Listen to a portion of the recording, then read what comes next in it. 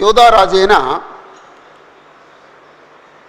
యోషియా కుమారుడగు యెహోయాకీము ఏలన ఆరంభించినప్పుడు యెహోవా యొద్ద నుండి వాక్కు యిర్మీయాకు ప్రత్యక్షమై ఇలాగు సెలవిచ్చాను.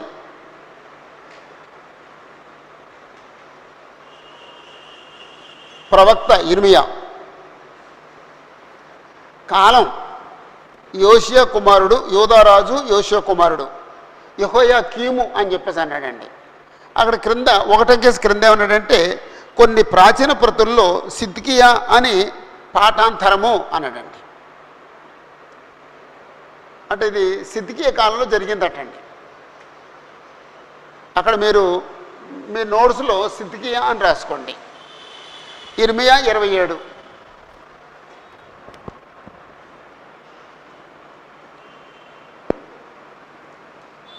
యిర్మీయా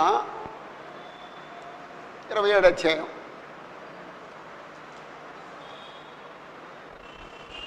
1 నుంచి 2 వచనాలు, అంటే మొదటి 2 వచనాలు చదువుదాం. యిర్మీయా ఏలన ఆరంభించినప్పుడు అన్నాడండి, యెహోవా యొద్ద నుండి వాక్కు యిర్మీయాకు ప్రత్యక్షమైంది.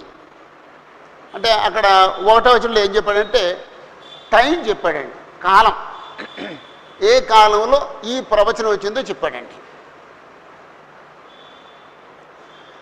2వ వచనం ఒక కీలకమైన వచనం. మొత్తం ఆ 2వ వచనమే మొత్తం అధ్యాయం అంతా నడుస్తుంది.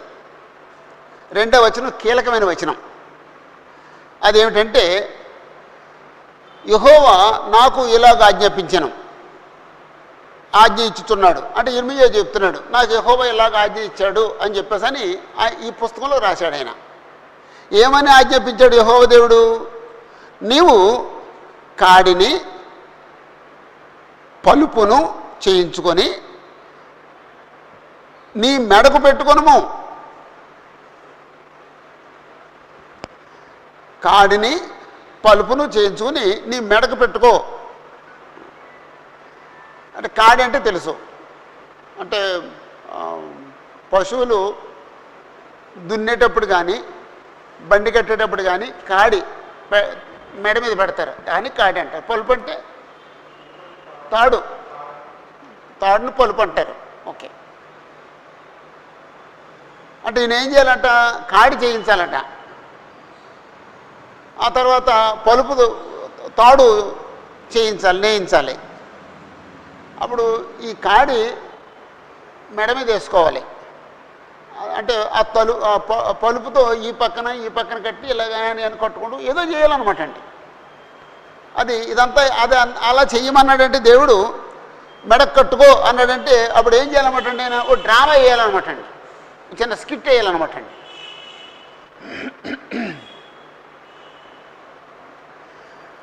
అంచేత ఆ 2 వచనాలకి ఓ హెడ్డింగ్ పెడదామండి.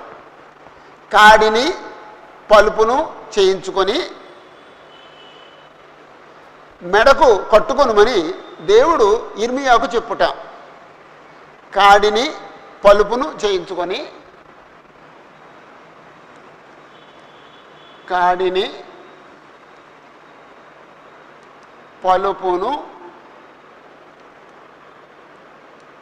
చేయించుకొని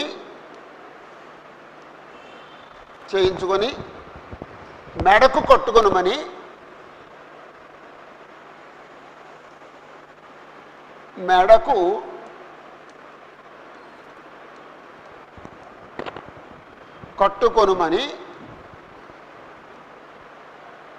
మెడకు కట్టుకొనుమని దేవుడు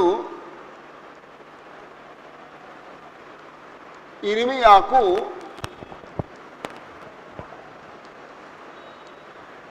చెప్పుట.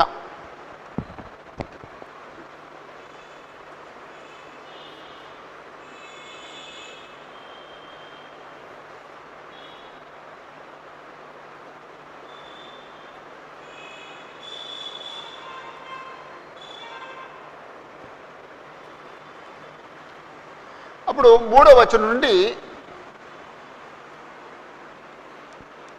11వ వచనం వరకు 3వ వచనం నుండి 11వ వచనం వరకు.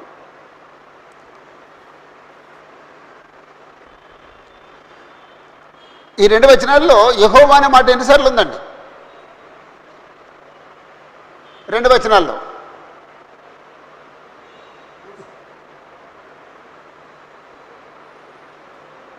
మూడు సార్లు ఉందా?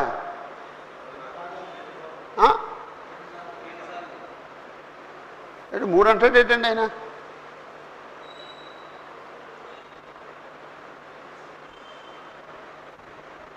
అదే గుర్తుపెట్టుకోండి.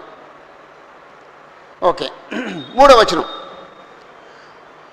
వాటిని అంటే ఆ కాడిని ఆ పలుపుని వాటిని అని చెప్పేసి అన్నాడంటే ఒక కాడి కాదన్నమాట అండి. ఈయన చాలా కాడీలు చేయించాడండి.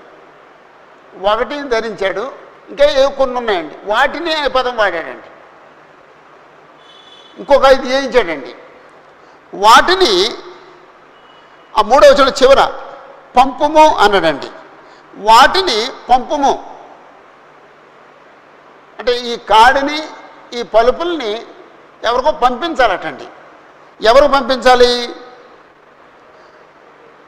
యెరూషలేమునకు యూదారాజైన సిద్కియా యొద్దకు వచ్చిన దూతల చేత, వచ్చిన సేవకుల చేత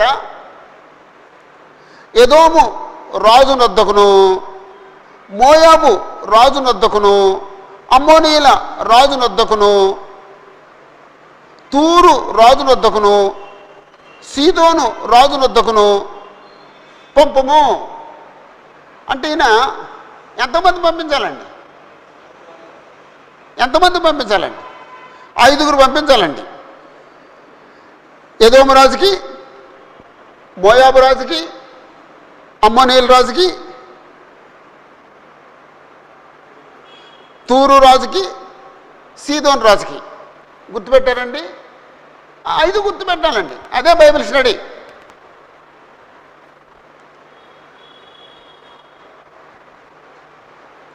ఎదోము ఇలా గుర్తుపెట్టాలండి. ఎదోము అలాగా. మోయాబు, అమ్మోను, అమ్మోనీల, తూరు, సీదోను,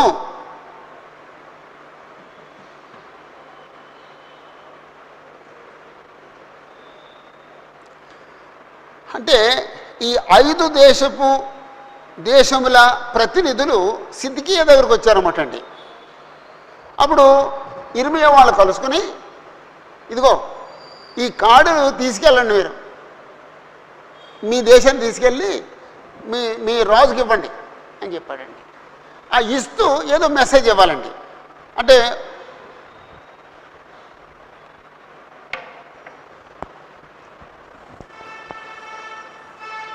ఇది యెరూషలేము అనుకుందాం, ఇది యెరూషలేము అనుకుందాం. లేకపోతే మ్యాప్ వేసేస్తే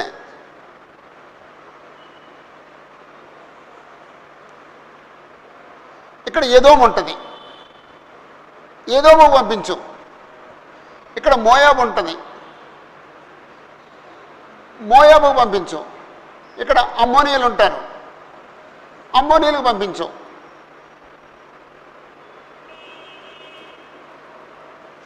ఇక్కడ తూరు వాళ్ళు ఉంటారు, తూరుకు పంపించు. ఇక్కడ సీదోనీయులు ఉంటారు, సీదోనీయులు పంపించు. అలాగనమాట. అంటే యెరూషలేము నుండి ఎదోముకు మెసేజ్ వెళ్ళాలి, మోయాబీలకు మెసేజ్ వెళ్ళాలి, అమ్మోనీయులకు మెసేజ్ వెళ్ళాలి, తూరుకి మెసేజ్ వెళ్ళాలి, సీదోనీయులకు మెసేజ్ వెళ్ళాలి. అలా ఈ 5 దేశాల నుంచి రాజు యొక్క ప్రతినిధులు సిద్కియా దగ్గరకు వచ్చారు. అంచేత నేను చెప్తున్న విషయాల్ని మీ రాజులకు తెలియజేయండి. ఒకసారి 3వ వచనం మళ్ళీ చూస్తాను. ఈ కాడిల్ని యెరూషలేమునకు యూదారాజైన సిద్కియా యొద్దకు వచ్చిన దూతల చేత ఎదోము రాజునొద్దకును, మోయాబు రాజునొద్దకును, అమ్మోనీయుల రాజునొద్దకును, తూరు రాజునొద్దకును, సిదోనీయుల రాజునొద్దకును పంపుము. అందుకే నేను మొదట చదివాను, వాటిని పంపుము. ఎవరికి పంపము? ఈ 5 రాజుల దగ్గర పంపించు. ఎవరి చేత? వచ్చిన దూతల చేత. ఎవరి దగ్గరకు వచ్చారు? సిద్కియా దగ్గరకు వచ్చారు. అలాగండి.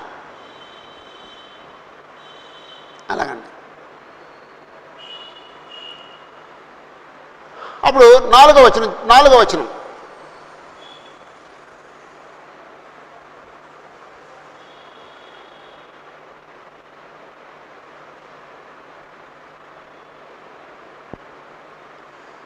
ఆ 4వ వచనంలో ఆ వచ్చిన సేవకులు ఆ రాజులకు చెప్పవలసిన సంగతి తమ యజమానులకు తెలియజేయవలెనని ఈ ఆజ్ఞ వారితో చెప్పుము. తమ యజమానులకు తెలియజేయని చెప్పు. ఈ సేవకులు వెళ్ళి రాజులకు చెప్పాలి. ఏం చెప్పాలి? అప్పుడు చెప్తున్నాడండి, మీరు మీ యజమానులకు తెలియజేయవలనని సైన్యములకు అధిపతి అయిన ఇశ్రాయేలు దేవుడు సెలవిచ్చినదేమనగా, అంటే సైన్యములకు అధిపతి ఆయన చెప్తున్నాడు. ఆయన చెప్తున్నది ఏంటంటే అన్నాడు, అంటే 4వ వచనంలో వీరు వెళ్ళి తమ రాజులకు చెప్పాలి అన్నాడు తప్ప అక్కడ మెసేజ్ ఇవ్వలేదండి. ఇప్పుడు మెసేజ్ చదువుతాండి, 5వ వచనంలో మెసేజ్ చదువుతామండి. 4వ వచనంలో మెసేజ్ లేదండి. వారు యజమానులకు చెప్పాలి అంతే. ఏం చెప్పాలి? ఈ 5వ వచనాన్ని మీరందరూ కంఠస్థం చేయండి. 5వ వచనాన్ని అందరూ కంఠస్థం చేయండి. రేపు మాత్రం మీరందరూ చెప్పండి. మీరందరూ నాకు 5వ వచనాన్ని కంఠస్థం చేసి చెప్పండి. కంఠస్థం చేసి చెప్పండి. మాస్టరు కంఠస్థం చేసి చెప్పు. కంఠస్థం చేసి చెప్పాలి. మీరు ఫోన్లో చెప్పినా నాకు అభ్యంతరం లేదు. ఓకే, ఈ విషయం చెప్పాలటండి. ఏ విషయం? అధిక బలము చేతను, చాచిన చేతి చేతను, లేకపోతే చాచిన బాహువు చేతను భూమి మీద ఉన్న నరులను, జంతువులను నేనే సృజించి ఎవరికిచ్చుట న్యాయమని నాకు తోచునో వారికే ఇచ్చుచున్నాను. ఏముందండి వచనంలో? ఈ వచనంలో ఏముంది? 5వ వచనంలో ఏముంది? 5వ వచనంలో ఏముందండి? 5వ వచనంలో ఏముందండి? దేవుడు సర్వశక్తిమంతుడు, దేవుడు సృష్టికర్త అని ఉందండి. దేవుడు సృష్టికర్త. ఈ సృష్టి అంతటిని ఎవరికి అప్పగించాలనుకుంటాడో ఆయన వాళ్ళకి అప్పగిస్తాడు. ఆయన సార్వభౌముడు, రాజులకు రాజు. ఈ భూభాగాన్ని నువ్వు పరిపాలించు అని చెప్పేసి ఒక రాజ్యాన్ని, ఒక భూమిని ఒక వ్యక్తికి అప్పగిస్తాడండి. అప్పగించేది ఎవరండి? దేవుడు. అది మామూలు వచనం కాదండి. అది మామూలు వచనం కాదండి. దేవుడు భూమిని సృష్టించాడు. ఎలాగా? అధిక బలము చేత. ఆయన సర్వశక్తి కనపడుతుందండి. చాచిన బాహువు చేత, అంటే ఆయన చేతుకున్న శక్తి కనపడుతుందండి. సృష్టించబడినవి భూమి మీద ఉన్న నరులను, జంతువులను నేనే సృజించాను. అంటే దేవుడు చెప్తున్నాడు, నేనే ఈ సమస్తాన్ని సృష్టించాను. భూమి మీద ఉన్న నరుల్ని, జంతువుల్ని నేనే సృష్టించాను. ఇదేమో ఆయన శక్తిని కనపరుస్తుంది. అప్పుడు రెండో విషయం ఏమిటంటే, మరి సృష్టించావు, ఏం చేసావు అని అడిగితే, ఎవరికి ఇచ్చుట న్యాయమని నాకు తోచునో వారికే ఇచ్చుతున్నాను అన్నాడండి. అంటే ఈ భూమిని అంతటిని ఎవరికొకరికి ఇస్తాడటండి. ఈ ఒక రాజ్యాన్ని ఎవరికొకరికి ఇస్తాడండి, నువ్వు పరిపాలించు. ఈ భూమిని నువ్వు సేద్యం చేయి, ఈ రాజ్యాన్ని నువ్వు పరిపాలించు అని అప్పగిస్తాడటండి. అప్పుడు వాళ్ళు సరిగ్గా చేస్తే ఓకే, మరి కొంతకాలం ఇస్తాడండి, వాళ్ళ తరతరాలకు ఇస్తాడండి. వాళ్ళు సరిగ్గా పరిపాలన చేయకపోతే ఏం చేస్తాడండి, అతను తీసేస్తాడండి, ఈ రాజ్యాన్ని మరొకరికి ఇస్తాడండి. చరిత్రకు సంబంధించి ఒకసారి అశ్షూరీయులకి రాజ్యాన్ని ఇచ్చాడండి. అశ్షూరీయుల దగ్గర తీసేసి ఎవరికి ఇచ్చాడండి, బబులోనీయులకి ఇచ్చాడండి. బబులోనీయుల దగ్గర తీసేసి ఎవరికి ఇచ్చాడండి, మాదీయ పారసీకులకి ఇచ్చాడండి. మాదీయ పారసీకుల దగ్గర తీసేసి ఎవరికి ఇచ్చాడండి, గ్రీకులకి ఇచ్చాడండి. గ్రీకుల దగ్గర తీసేసి ఎవరికి ఇచ్చాడండి, రోమిలకు ఇచ్చాడండి. రోమిల దగ్గర తీసేసి ఎవరికి ఇచ్చాడండి, కొంతకాలం ముస్లిమ్స్కి ఇచ్చాడండి, కొంతకాలం బ్రిటిష్ వాళ్ళకి ఇచ్చాడండి. అంతేనండి. మన దేశానికి సంబంధించి కొంతకాలం ఎవళ్ళు కాంగ్రెస్ వాళ్ళకి ఇచ్చాడండి, మరికొంతకాలం మరొకరికి ఇచ్చాడండి, మరికొంతకాలం ప్రస్తుతం బీజేపీ వాళ్ళకి ఇచ్చాడండి. ఇచ్చిన తర్వాత కొంతమంది కొంచెం ఎక్స్ట్రాలు చేస్తారండి.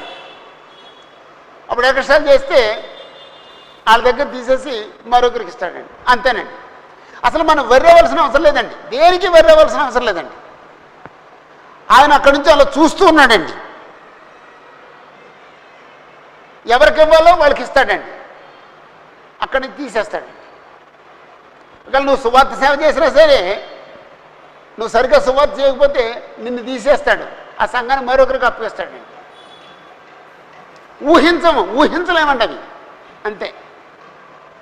అంచేత ఎవరు కూడా దేవుణ్ణి ఆయాసపరిచేటట్టుగా, దేవుణ్ణి దుఃఖపరిచేటట్లుగా కఠినంగా ఎవరూ ప్రవర్తించకూడదండి. వినయ విధేయతలతో దేవుని యొక్క సేవ చేయాలండి. అలా కాకపోతే మొత్తం ఆ కుటుంబాన్ని తీసేస్తాడండి. ఇప్పుడు ప్రకటన గ్రంథం 2వ అధ్యాయంలో మొదటి పేరాలో ఏ సంఘం అండి, 7 సంఘాల్లో ఒక సంఘం ఎఫెసు సంఘం అండి. దేవుడికి ఏం కావాలి, నీతి న్యాయాలు కావాలండి. ఓ సంఘం ప్రేమ కలిగి ఉండాలండి. ఆ మొదటి ప్రేమ నువ్వు కోల్పోయావు అన్నాడండి. కోల్పోతే ఏం చేస్తాడటండి, ఆ సంఘాన్ని తీసేస్తాడటండి. నాకు తెలిసిన కొంతమంది కొన్ని పట్టణాల్లో సేవ చేశారండి. ఈరోజు ఒక్క సభ్యుడు లేడండి అక్కడ సంఘాల్లో. వాళ్ళు చేసిన సేవకు సంబంధించి ఒక్క సభ్యుడు లేడండి. వాళ్ళు చాలా విచ్చలవిడిగా బతుకుతూ సేవ చేశారండి. సాతానే వాళ్ళు చూస్తే సిగ్గుపడతాడండి. అంత అసహ్యంగా బ్రతికారండి. సాతాను సిగ్గుపడతాడండి. చిచి, నేను కూడా ఇంత పనికిమాలిన పనులు చేయలేదనుకుంటాడండి. ఇక దాన్ని బట్టి మీరు ఊహించుకోండి. అలాంటి వాళ్ళ సేవను భూమి మీద ఉంచుతాడా దేవుడు? ఉంచలేదండి.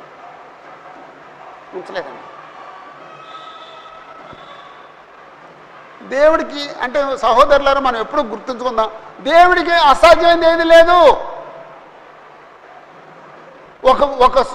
ఒక సువార్తికుడు సరిగ్గా సేవ చేయకపోతే వాడు చచ్చిపోతాడు, అతని భార్య చచ్చిపోద్ది, పిల్లలుంటే పిల్లలు చచ్చిపోతారు, మనవులుంటే మనవులు చచ్చిపోతారు. ఏమో ఉంచడు దేవుడు, ఉంచడు. అంచేత సేవ చేస్తే ఎలా చేయాలండి? నమ్మకంగా సేవ చేయాలండి. దేవుడు కోరుకున్నట్టుగా సేవ చేయాలండి. దేవుడు ఇష్టపడేట్టుగా సేవ చేయాలండి. దేవుడు మహిమ కొరకు సేవ చేయాలండి. అంతేనండి.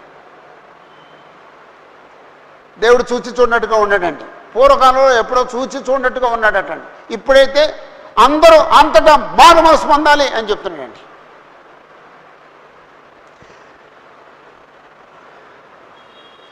అధిక బలం చేత చాచిన బాహు చేత భూమి మీద ఉన్న నరుల్ని, జంతువుల్ని నేనే సృష్టించాను. ఎవరికి ఇచ్చుడు న్యాయమని నాకు తోచును, వారికి ఇచ్చుతున్నాను. వచనం అర్థమైంది కదండి? ఓకే. ఇప్పుడు కూడా అంతేనండి. ఏంటంటే ఎంత అనుకోకుండా చచ్చిపోయాడు అంతే. అరేనే భార్య కూడా చచ్చిపోయింది, పిల్లలు కూడా చచ్చిపోతారండి. ఉండరండి. దేవుడితో ఆటలాడకూడదండి, దేవుని సంఘంతో ఆటలాడకూడదండి. నువ్వు మారి దేవుని సేవ చేయి. ఒకవేళ నెమ్మదిగా సేవను విడిచిపెట్టి వెళ్ళిపో. అంతే తప్ప దేవుని యొక్క సేవకు వచ్చి క్రీస్తు యొక్క సంఘాన్ని కొడుతూ వేషాలు వేయద్దు. అది నీకు నాకు క్షేమం కాదు. నువ్వు చేసే పనిని మోకాళ్ళలోని దేవుడితో చెప్పగలిగేటట్టుగా, నాయనా నేను ఈ పని చేశాను అని చెప్పగలగాలి. నేను ఈ పని చేశాను, నేను ఈ పని చేస్తున్నాను. ఒకవేళ నువ్వు చేస్తున్న పని ఆయనకి చెప్పకూడదైతే ఆ పని మానే. అర్థమైందండి? ఆ పొలంలో నీళ్లు నా పొలంలోకి రహస్యంగా నేను ఈ కింద గట్టు కింద రంధ్రం పెట్టి లాగెత్తున్నాను అని ఆయన చెప్పాలండి. చెప్తారు మీరు? మీ పొలం ఉంది, ఆ పక్కన ఈయన పొలం ఉంది, ఆయన పొలంలో నీళ్లు ఫుల్గా ఉన్నాయి, మీ పొలంలో నీళ్ళు మీరు ఈ గట్టు కింద వెళ్ళాలా రంధ్రం చేస్తే దాన్ని ఏమంటారు? నీళ్లు ఉపకటాన్ని ఏమంటారండి? ఈ నీళ్లు దీంట్లోకి నెమ్మది జోరుకుంటాయి. అలా చేసి మీరు అలా చేస్తున్నారు, మీ చేలోకి నీళ్ళు వస్తాయి. కానీ ఆయన దేవుడికి చెప్పాలి ఆ సంగతి. చెప్పగలరండి? చెప్పలేరు. అప్పుడు ఏం చేయాలండి? ఆ పని మానేయాలండి. అప్పుడు ఏం చేయాలండి? ప్రార్థన చేయాలండి. నాయనా వాళ్ళకి ఫుల్గా నీళ్ళు ఉన్నాయి, నాకు నీళ్ళు లేవు, నాకు కనికరించు, నాకు సహాయం చేయ అని చెప్పేసి అంటే దేవుడు ఏం చేస్తాడు తెలుసండి? అవతల నుంచి పంటకాలంలో నుంచి వీళ్ళు పొలంలోకి ఫుల్గా నీళ్ళు వచ్చేస్తాయండి. గట్టులు దాటి మీకు వచ్చేస్తాయండి. ఆయనకి నీళ్ళు ఉంటాయి, మీకు నీళ్ళు ఉంటాయి. ఆయనకి అసాధ్యం అది. మనం దేవుడిని నమ్మట్లేదండి. ఇప్పుడు కర్ణాటక వాళ్ళు లేకపోతే తెలంగాణ వాళ్ళు అసలు ఆంధ్రకు నీళ్ళు రాకుండా గట్లు ఏదో ఏంటది ఆనగట్లు కట్టేశారనుకోండి. మనం అంటే దెబ్బలాటమా దేవుడికి ప్రార్థన చేయటమా? దేవుడికి ప్రార్థన చేస్తే ఏం చేస్తాడండి? భయంకరమైన వర్షాలు కురిపించేస్తాడండి. అదంతా మునిగిపోద్దండి. అప్పుడు వాళ్ళే గేట్లు ఎత్తేస్తారండి, ఫుల్గా నీళ్ళు వచ్చేస్తాయండి. రావా? రప్పించలేడా దేవుడు? అవిశ్వాసులేమో దెబ్బలాడతారు, విశ్వాసులేమో ప్రార్థన చేస్తారు. అంతే తేడా అండి. పక్కింటి వాళ్ళతో కూడా దెబ్బలు ఎక్కలేదండి, ప్రార్థన చేసుకుంటామేనండి. దెబ్బలు ఎక్కలేదండి, ప్రార్థన చేసుకుంటే దేవుడు సాల్వ్ చేస్తాడు. ఇంకా సాల్వ్ చేయలేదనుకోండి, మనకి ఇంకా ఆ ఒత్తిడి ఇంకా కావాలన్నమాట అండి. ఓకే, యెహోవా దేవుడు ఈ సృష్టి అంతా సృష్టించాడు. ఎవరికి ఇవ్వడం ధర్మం అనుకుంటాడో న్యాయం అనుకుంటాడో ఆయన మనసు తోస్తుందో వాళ్ళకి ఇస్తాడండి. ఇప్పుడు ఎవరికి ఇచ్చాడండి? అంటే ఇప్పుడు ఈ అధ్యాయంలో ఎవరికి ఇచ్చాడండి? అమ్మా నెబుకద్నెజరుకి ఇచ్చాడండి. అదే చెప్తున్నాడండి. నెబుకద్నెజరుకి ఇచ్చాడండి. తర్వాత వచనం 6వ వచనం. ఇప్పుడైతే దేశములన్నిటినీ నా దాసుడగు బబులోను రాజైన నెబుకద్నెజరు వశము చేయుచున్నాను. ఇప్పుడు నేను ఎవరికి ఇస్తున్నా అంటే నెబుకద్నెజరుకి ఇస్తున్నాను. పాయింట్ గమనించారండి? ఎక్కడి నుంచి వచ్చాడండి? ఈ పాయింట్కి రావడం ఎక్కడి నుంచి వచ్చాడండి? ఎక్కడి నుంచి వచ్చాడు ఈ పాయింట్కి రావడానికి? కాడి దగ్గర నుంచి వచ్చాడండి. సృష్టి కంటే ముందుకెళ్ళాడు, కాడి దగ్గర నుంచి వచ్చాడండి. అంటే ఇప్పుడు కాడి ఎవరనమాట అండి? నెబుకద్నెజరు రాజు. నెబుకద్నెజరు అనే కాడిని మీ అందరి మీద పెడతాను, మీరందరూ మొయ్యాలి అంతే. ఓకే, అతన్ని సేవించుటకై జంతువులను కూడా అతని వశము చేస్తున్నాను. ఈ విషయం ఏదో ఒక గ్రంథంలో ఉంటుందండి. ఏ గ్రంథంలో ఉంటుందండి? దానియేలు గ్రంథంలో ఉంటుందండి. దానియేలు గ్రంథంలో పెద్ద చెట్టు కనపడింది. ఏంటి ఆ చెట్టు అంటే దానియేలు చెప్తున్నాడు, రాజా తమరే ఆ వృక్షం. ఆ వృక్షం ఎలాగైతే విస్తరించిందో దేవుడు మిమ్మల్ని విస్తరింపజేశాడు. ఆ పైన పక్షులు ఉన్నాయి, క్రింద జంతువులు ఉన్నాయి. ఆ చెట్టుకి సమృద్ధిగా ఫలాలు ఉన్నాయి, అవన్నీ తింటున్నాయి. మీరు మీ చేతికి వాటన్నిటినీ దేవుడు అప్పగించాడు. అయితే మీరు గర్వించారు, అంచేత చెట్టు కొట్టివేయబడింది. అప్పుడు మీరు పశువు అయిపోతారు, గడ్డి మేస్తారు. అప్పుడు దేవుడు ఈ రాజ్యాల మీద అధికారి అని మీరు గ్రహించిన తర్వాత మళ్ళా తిరిగి రాజ్యానికి వస్తారు. అక్షరాలు ఇది ఉందండి, అది ఇదే వివరణ ఉన్నది అక్కడ ఉన్నది.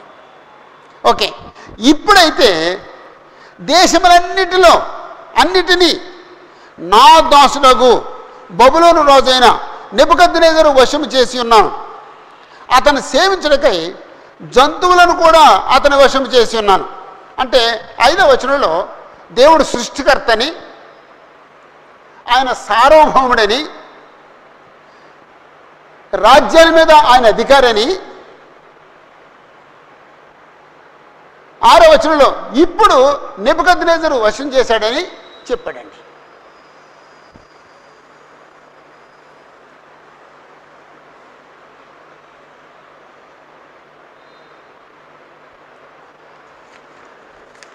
ఏడవ వచనంలో 2 సంగతులు ఉన్నాయండి. 7వ వచనంలో 2 సంగతులు ఉన్నాయండి. 7వ వచనం,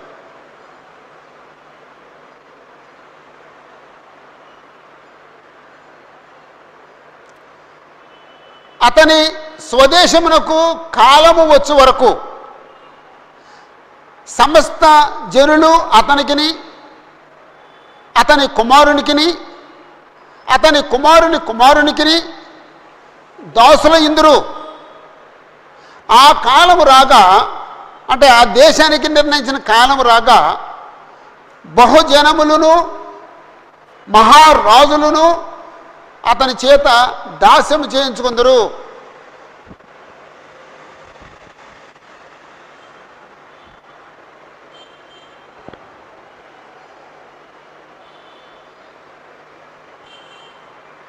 దేవుడు ఏదో కాలం నిర్ణయించాడటండి. ఆ కాలం అయ్యేటప్పటికి, ఆ కాలం అయ్యే వరకు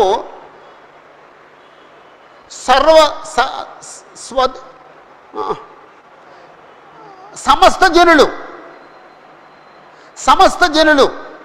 అతనికిని, అతని కుమారులకును, అతని కుమారుల కుమారులకును దాసులై ఉంటారు. బబులోను రాజు అయిన నెబుకద్నెజరుకు దాసులై ఉన్నారు. ఆ తర్వాత ఆయన కుమారుడికి దాసులై ఉన్నారు. ఆ తర్వాత అతని కుమారుడికి దాసులై ఉన్నారు. ఆ తర్వాత అతను ముదుమనుడికి దాసులై ఉన్నారు. ఎవడో బాగా వికృతంగా ప్రవర్తించాడండి. ఎవరండి ఆయన? ఎవడో వికృతంగా ప్రవర్తించాడు. యెరూషలేము దేవాలయాన్ని తీసుకొచ్చిన పాత్రలో ద్రాక్షరసం పోసి త్రాగాడండి. ఎవడండి? బెల్షస్సరు. పాపం పండిపోయింది అనమాట అండి. ఆ పండిపోయే వరకు చూస్తాడండి దేవుడు. పాపం పండిపోయిందండి. అప్పుడు ఏం చేశాడండి? ఆ రోజే ఏదో మేనే టెక్కల్ ఉపాసన్ అని వచ్చే హస్తం వచ్చి గోడ మీద రాసిందండి. కంగారు పడి దురదలాడిపోయాడండి. కంగారు పడిపోతే ఎవరు చెప్తారంటే దానియేలు చెప్తాడు. అప్పుడు దానియేలు పిలిపించారండి. దానియేలు దాని అర్థం చెప్పాడండి. దేవుడు నిన్ను తూక వేశాడు, నువ్వు తేలిపోయావు, కాబట్టి మాదీయ పారసికులు వచ్చి నిన్ను ఓడించేస్తాడు, రాజ్యం నీ యొద్ద నుంచి తీసివేయబడద్ది అని చెప్పాడు. దానియేలు చెప్పాడు.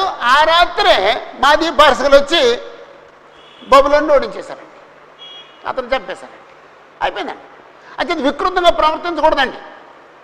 అతను దేవుడితో ఆటలాడాడండి. దేవుడితో ఆటలాడకూడదండి. దేవుడితోనే ఆటలాడటం భయం వేయట్లేదండి. ఆ మాట చదువుతుంటే భయం వేయట్లేదండి. దేవుడితో ఆటలాడకూడదండి. కొంతమంది క్రీస్తు సంఘంలోకి వచ్చి లోకస్తులు కూడా ప్రవర్తించినట్టుగా ప్రవర్తిస్తారండి. హీనంగా ప్రవర్తిస్తారండి. హీనాధీనంగా ప్రవర్తిస్తాడండి. దేవుడు ఉంచడండి, వాళ్ళని ఉంచడండి. దేవుడితో ఆటలాడుతుందండి. దేవుడితో ఆటలాడొద్దండి. బ్రతికితే ఆత్మీయంగా బ్రతుకు, లేకపోతే విడిచిపెట్టేసాయి. కానీ విడిచిపెట్టడం కూడా తప్పే కాదంటలేదు, విడిచిపెట్టడం తప్పే. కానీ దేవుని కుమారుడుగా అంటే సంఘంలో ఉండి గొంతులేయడం మాత్రం మహాతప్పు, మహాపాతకం. అది మహాపాతకం. అది అతని స్వదేశంకు కాలం వచ్చే వరకు, అంటే బబులోని దేశానికి దేవుడు ఏదో కాలం నిర్ణయించాడండి. ఎన్ని సంవత్సరాలు అంటే కాలం? 70 సంవత్సరాలండి. ఆ 70 సంవత్సరాలు నిర్ణయించాడు. 70 సంవత్సరాలు అయిపోయిన తర్వాత ఏమవుద్దంటే 70 సంవత్సరాల వరకు ఏమవుద్దంటే సమస్త జనములు అతనికిని అతని కుమారునికిని అతని కుమారునికి దోసలు ఇందురు. ఆ కాలం వచ్చినప్పుడు అంటే యాక్చువల్గా 70 సంవత్సరాలు వచ్చినప్పుడు ఆ కాలము రాగా బహుజనముల మహారాజులు అతని చేత అంటే బబులోను రాజు చేత దాస్యము చేయించుకుందరు. అంటే 70 సంవత్సరాలేమో అతడు అతని కుమారులు పరిపాలన చేస్తారు. 70 సంవత్సరాలు అయిపోయిన తర్వాత అతనే మరొకరికి సేవ చేస్తాడు. అయితే బబులోను రాజు మరొకరికి సేవ చేస్తాడు. అది ఉందండి. అంటే 7వ వచనంలో లేకపోతే 7a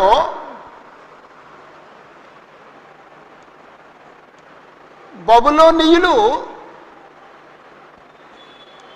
70 సంవత్సరములు పరిపాలిస్తారు.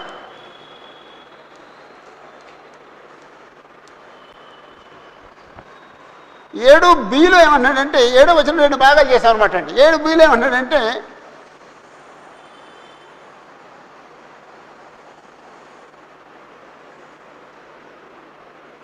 బబులోను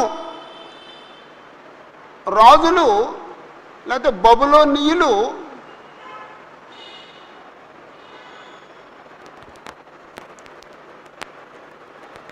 ఇతరులకు సేవ చేస్తారు.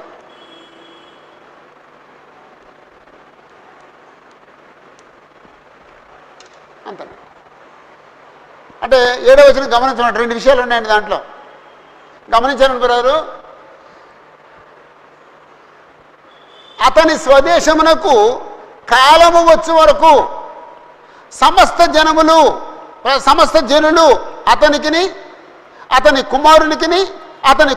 కుమారునికి దోసలై ఉంటారు. సమస్త జనులు బబులోనుకు దోసలై ఉంటారు. ఆ కాలం రాగా అంటే దేవుని నిర్ణయించిన కాలం వచ్చేసిన తర్వాత మనం తెలిసిందే 70 సంవత్సరాలు అయిపోయిన తర్వాత బహుజనుల మహారాజులు అతని చేత నెబుకద్నెజరు చేత లేదా బబులోను రాజు చేత దాస్యము చేయించుకుందరు. నెబుకద్నెజరు చచ్చిపోయాడు. అచేత అతని చేత అంటే బబులోనీయుల చేత కావాలంటే అతని చేత ఈజ్ఈక్వల్ టు బబులోనీయుల చేత అని రాసుకోండి. అంత వివరంగా రాసుకోండి.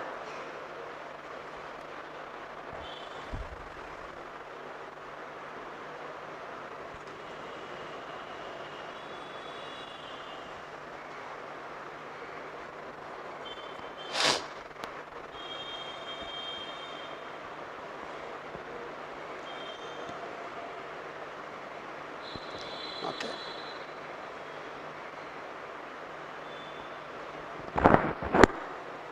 ఎనిమిదవ వచనంలో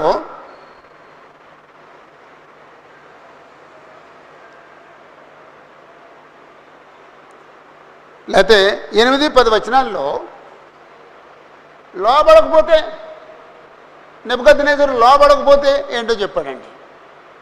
8-9 వచనాల్లో 8-10 వచనాల్లో లోబడకపోతే కలిగిన నష్టం ఏంటో చెప్పాడండి. ఇప్పుడు బబులోను రాజును నెబుకద్నెజరును ఎవరు హెచ్చించారండి? దేవుడు హెచ్చించాడండి. కాబట్టి అందరూ ఏం చేయాలండి? ఆయనకు లోబడాలండి. లోబడకపోతే అదేంటో చెప్పాడండి. 8వ వచనం చూడండి.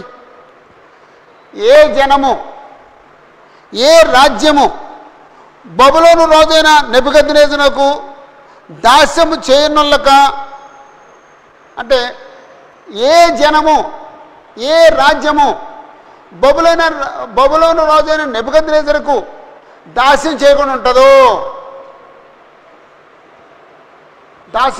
ఉంటుందో లోబడకుండా ఉంటుందో వాళ్ళని ఏం చేస్తారన్నాడండి.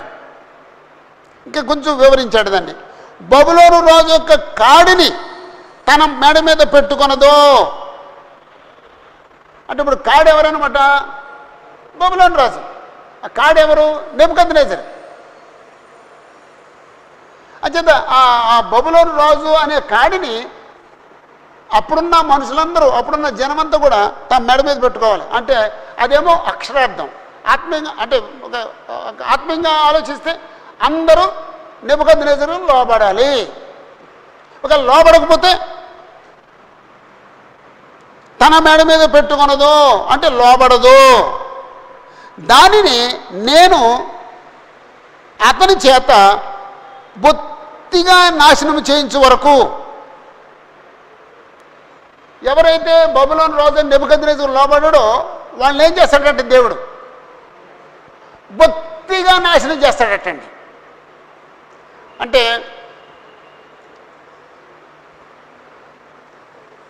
దాస్యము చేయనొల్లక, గుర్తుపెట్టుకోండి, దాస్యము చేయనొల్లక,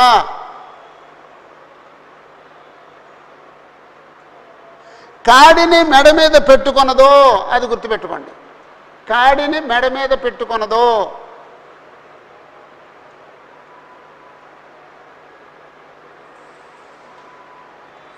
నేను అతని చేత అంటే నెబుకద్నెజరు చేత బొత్తిగా నాశనం చేయించే వరకు, బొత్తిగా నాశనం చేయిస్తాను. నెబుకద్నెజరు లోబడకపోతే నేను నాశనం చేస్తాను, అతని చేత చేయిస్తాను. ఒకవేళ నెబుకద్నెజరు వెళ్ళి ఏ దేశాన్నో పాడు చేసినట్టు అర్థం ఏంటంటే నెబుకద్నెజరు యొక్క కాడిని, నెబుకద్నెజరు అనే కాడిని వాళ్ళు మోయలేదన్నమాట. ఇప్పుడు దేవుడు యూదా దేశాన్ని పాడు చేశాడండి. ఎందుకు పాడు చేశాడండి? బబులోను రాజుకు లోబడలేదు కాబట్టి. బబులోను రాజుకు లోబడితే నాశనం చేయడం అనమాట అండి.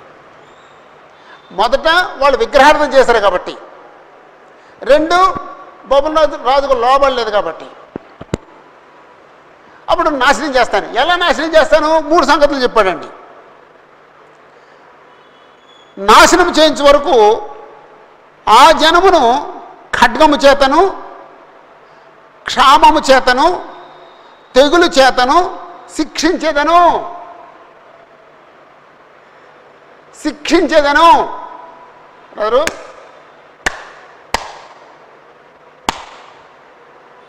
అంటే యాక్చువల్లీ భయంకరమైన సీన్ చూస్తున్నాం. మీకు నిద్ర ఎలా వస్తుందో తెలియదు నాకు. భయంకరమైన సీన్ కదండి ఇది.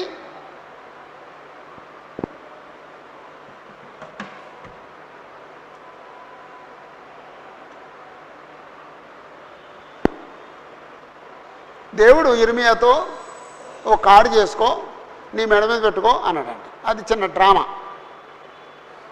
ఆ తర్వాత కొన్ని కాడులు చేయించు, సిద్కియాని దర్శించడానికి వచ్చిన ఆ మనుషులకి ఇచ్చి వాళ్ళకి మెసేజ్ పంపించు. అంటే ఇప్పుడు ఈ మెసేజ్ ఎవరి కోసం అండి?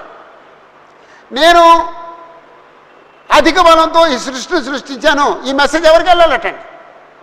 ఆ 5 రాజులకు వెళ్ళాలండి. నేనే ఈ సమస్తాన్ని నెబుకద్నెజరుకు అప్పగించాను, ఈ సమాచారం ఎవరికి వెళ్ళాలండి? 5 రాజులకు వెళ్ళాలండి. అందరూ అతను లోబడాలి. అతను లోబడకపోతే నేను శిక్షిస్తాను, బొత్తిగా నాశనం చేస్తాను. ఈ సమాచారం ఎవరికి వెళ్ళాలండి? 5 రాజులకు వెళ్ళాలండి. ఇప్పుడు 5 రాజులకి వెళ్ళే సమాచారాన్ని మనం చదువుతున్నాం అనమాట అండి. అంటే ఇది కొంచెం ఈ అధ్యాయం కష్టంగా ఉందండి. అందుకే కొంచెం ఎక్కువసేపును నెమ్మదిగా చెప్తున్నాను, జాగ్రత్తగా వినండి.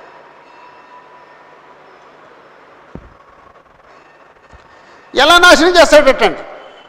ఖడ్గము చేతను, క్షామము చేతను, తెగులు చేతను శిక్షిస్తాడంటండి. అంటే ఇక్కడ ఒక దురదృష్టం ఉందండి. బ్రదరు నీలాంబరం గారు 9వ వచనం చదవండి, గట్టిగా చదవండి.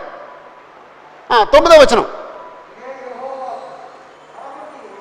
అంటే 9వ వచనం, అది ఆ మాట ఏమో 8కి వెళ్ళిపోద్దండి. యెహోవా అనేది 8కి వెళ్ళిపోద్ది. కాబట్టి దగ్గర నుంచి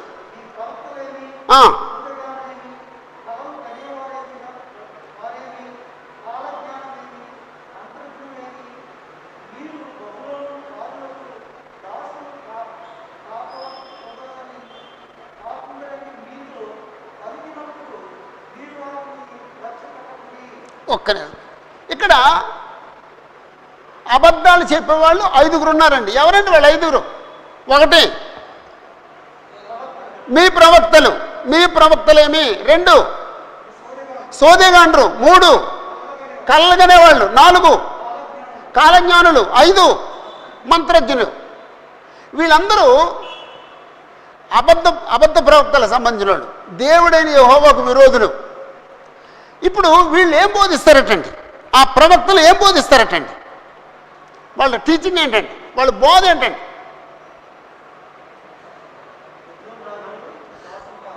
మీరు బబులోను రాజునకు దాసులు కాకుందురు అంటారండి.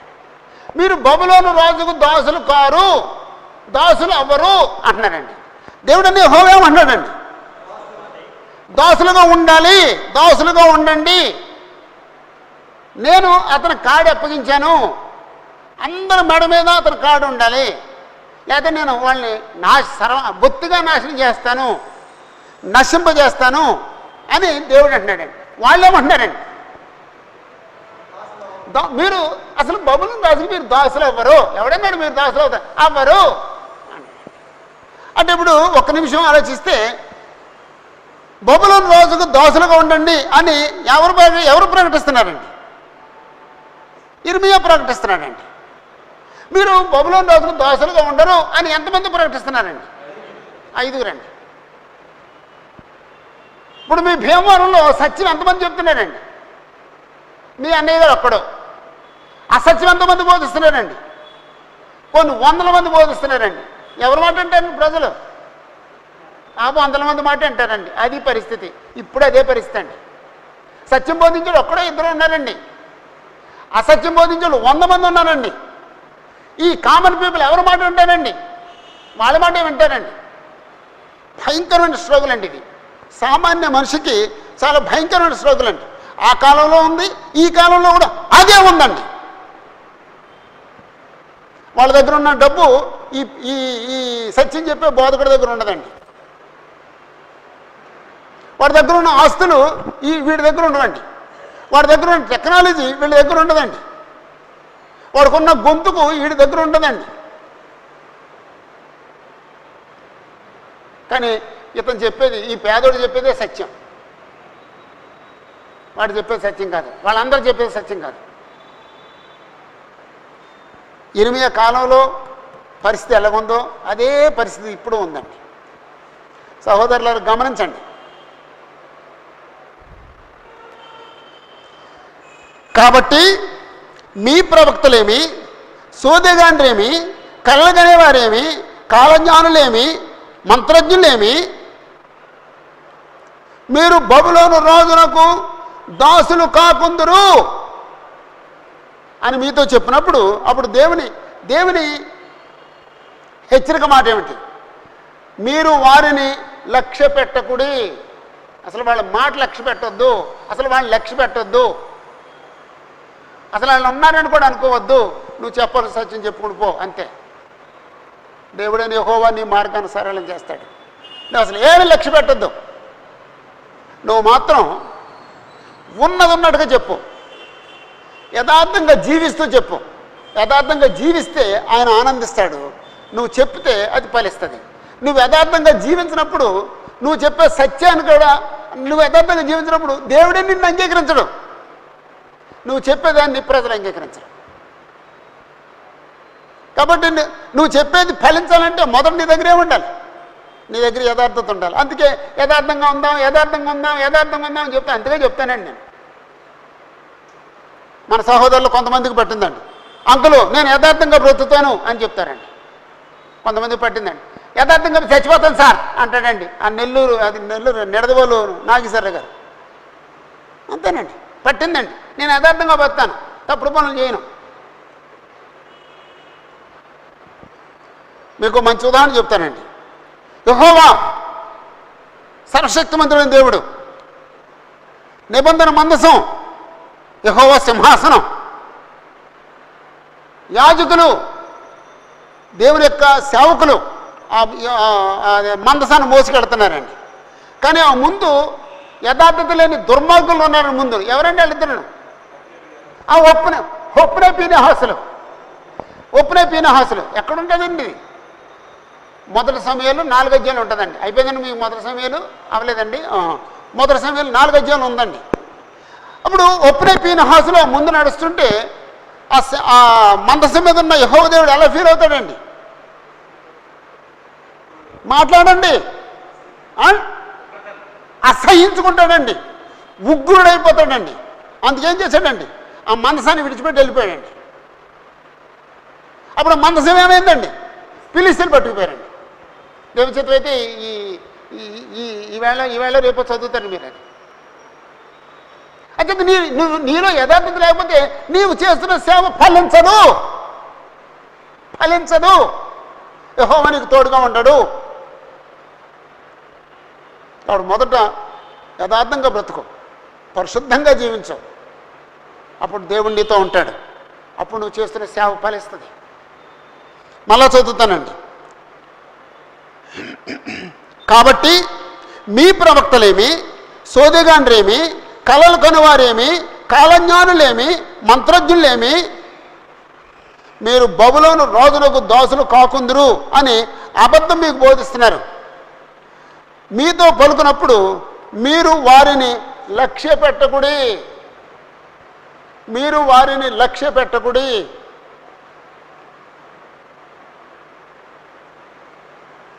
రైట్. అయితే దేవుడేమో బబులోను రాజు నెబుకద్నెజరుకు మీరు లోబడండి, నేను అతనికి అధికారం ఇచ్చాను అని చెప్తుంటే వీళ్ళేమో లోబడద్దు, బబులోను రాజు చేతికి కిందకి మీరు వెళ్ళరు అని చెప్పేసి అని అబద్ధం బోధిస్తారు. ఎందుకు బోధిస్తున్నాడు అబద్ధం? ఎందుకు బోధిస్తున్నారు? అక్కడ ఎందుకు అని రాసుకుంటే సమాధానం ఉందండి. 10వ వచనంలో సమాధానం ఉందండి. ఎందుకట్టండి? కొంచెం మొత్తగా ఉన్నవాళ్ళు ఎవరైనా ఒకరు చదవండి. ఎవరు చదువుతారండి? కొంచెం మొత్తగా ఉన్నవాళ్ళు చదవండి, గట్టిగా చదవాలి. చదివితే మొత్తం ఉందని అర్థం అండి. అంతే చదవరు. గట్టిగా చదవండి బ్రదరు, గట్టిగా చదవండి.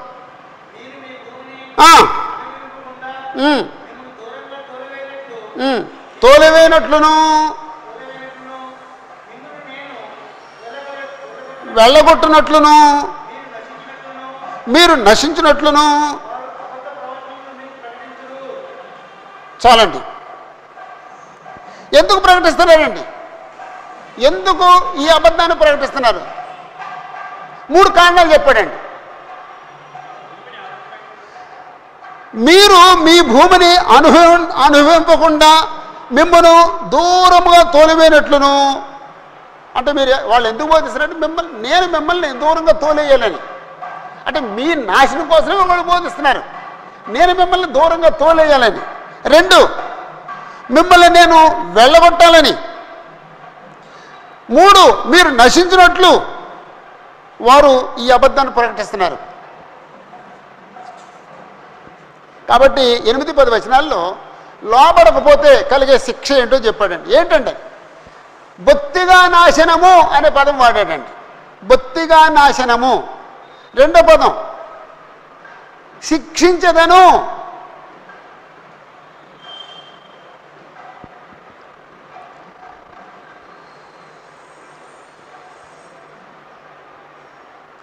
భూమిని అనుభవించకుండా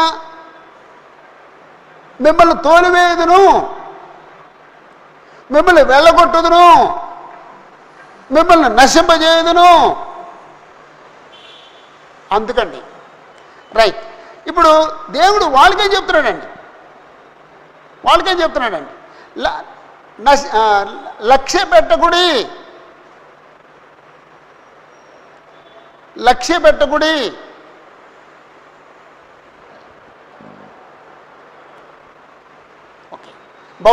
బబులోను రాజుకు లోబడితే 10వ వచనం, 11వ వచనం. బబులోను రాజుకు లోబడితే అయితే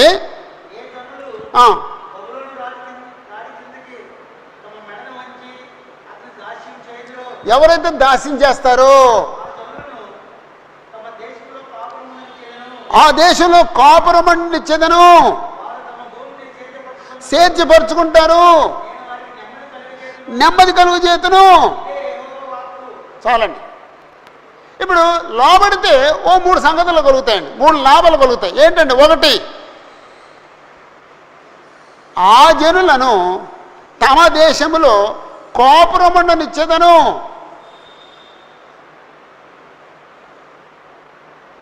ఆ దేశంలో కాపురమనిచ్చేదను. 2, వారు తమ భూమిని సేద్యపరుచుకుంటారు. 3, నేను వారికి నెమ్మది కలుగజేతును.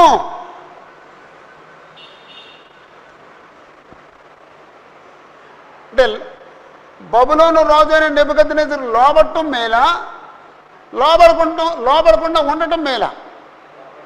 లోబడటం మేలు. ఎందుచేతండి? ఆ కాలంలో యెహోవా దేవుడు నెబుకద్నెజరుకు అప్పగించాడండి రాజ్యాన్ని. అంచేత నెబుకద్నెజరు లోబడితే ఎవరికి లోబడినట్టండి? యెహోవా దేవుడికి లోబడినట్టండి. యేసుప్రభు సింహాసనం మీద కూర్చుని సమస్త జనుల మీద, ఆయా రాష్ట్రములు, ఆయా భాషలు మాట్లాడేవాళ్ళు అందరినీ యేసుప్రభుకు లోపరిచాడండి. అందరి మీద యేసుప్రభును అధికారిగా చేశాడండి. యేసుప్రభుకు లోబట్టం అంటే ఎవరికి లోబట్టం అండి? యెహోవాకు లోబట్టం అండి. అంతే. యేసుప్రభు మాట వింటే యెహోవా మాట వినట్టండి. యేసుప్రభు మాట వినకపోతే యెహోవా మాట వినడట్టండి. అలాంటి అంచేత అన్ని కాలాల్లో కూడా దేవుడు ఆయన యొక్క రాజ్యాన్ని ఎవరికో ఒకరికి అప్పగిస్తూ ఉంటాడండి. ఆ కాలంలో నెబుకద్నెజరు అప్పగించాడండి. ఆ తర్వాత కాలంలో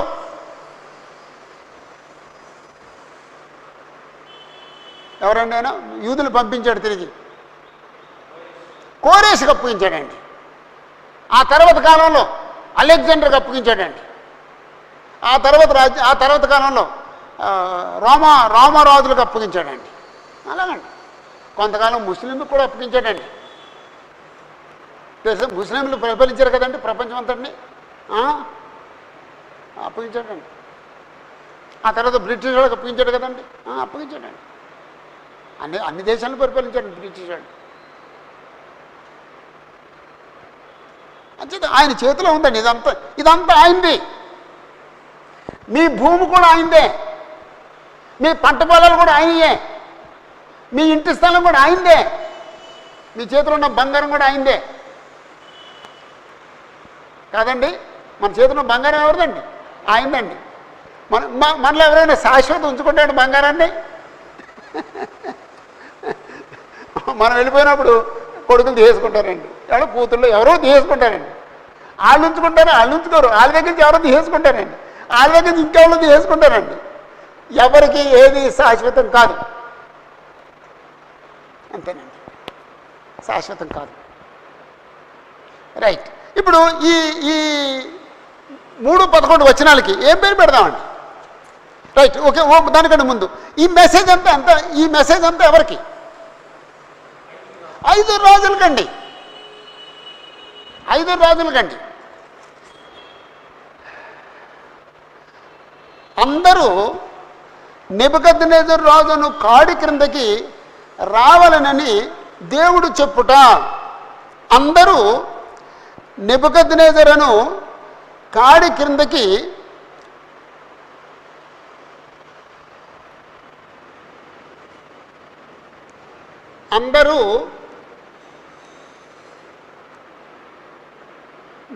నెబుకద్నెజరు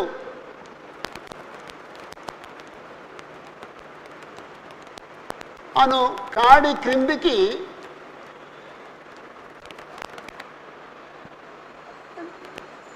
నెబుకద్నెజరు అను కాడి క్రిందికి రావాలనని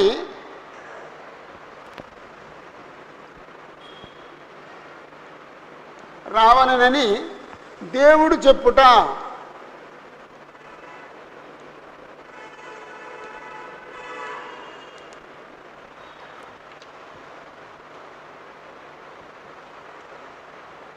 అంటే ఒకవేళ పర్లేదనుకుంటే రావాలనని దేవుడు 5 రాజ్యముల వారికి చెప్పుట అనొచ్చండి. ఎందుకంటే సబ్జెక్ట్ అదండి. మెసేజ్ ఎవరికి? 5 రాజ్యాలకి. 5 రాజ్యముల వారికి చెప్పుట అనుకోవచ్చు. దేవుడు 5 రాజ్యముల వారికి చెప్పుట.